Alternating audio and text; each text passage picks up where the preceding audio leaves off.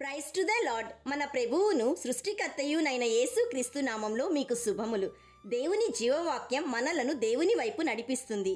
ఇటువంటి దేవుని జీవవాక్యంను షేర్ చేయండి. దేవుని పరిచర్యలో మీరు పాలు పొందండి. ఈరోజు దేవుని వాక్యంను చదువుకుందాం. ఎఫెసీయులకు వ్రాసిన పత్రిక 4వ అధ్యాయము 24వ వచనము. నీతియు యథార్థమైన భక్తియు గలవారై దేవుని పోలికగా సృష్టింపబడిన నవీన స్వభావంను ధరించుకొనవలెను.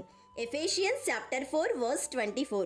Put on your new nature, created to be like God, truly righteous and holy.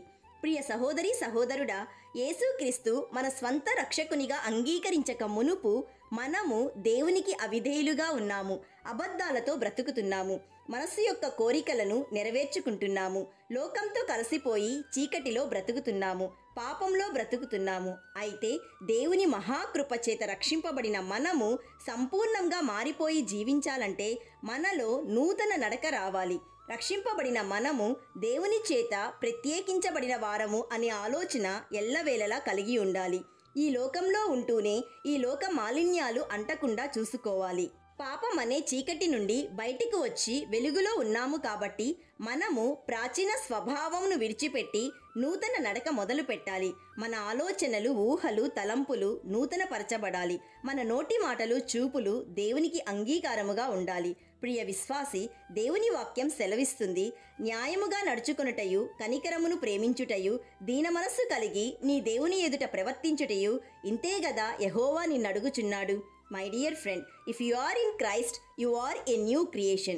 The old has passed away, the new has come. ప్రియ దేవుని బిడ్డ, దేవుని పోలికగా సృష్టింపబడిన నవీన స్వభావమును ధరించుకోవాలంటే మనలో సమాధానము, ఐక్యత, ప్రేమ, సహనము, దీర్ఘశాంతము, వినయము, సాత్వికము అను లక్షణాలు కలిగి ఉండుట మన గమ్యమై ఉండాలి. కొన్ని రోజుల్లో నూతన సంవత్సరంలోకి అడుగు పెట్టబోతున్న మనము ఈ గమ్యం వైపు నడుద్దాం. ప్రార్థన చేసుకుందాం. ఏకీభవించండి. ఆది సంభూతుడవైన దేవా, ఈరోజు జీవవాక్యం ద్వారా మాతో మాట్లాడినందుకు మీ కృతజ్ఞతాస్తుతులు.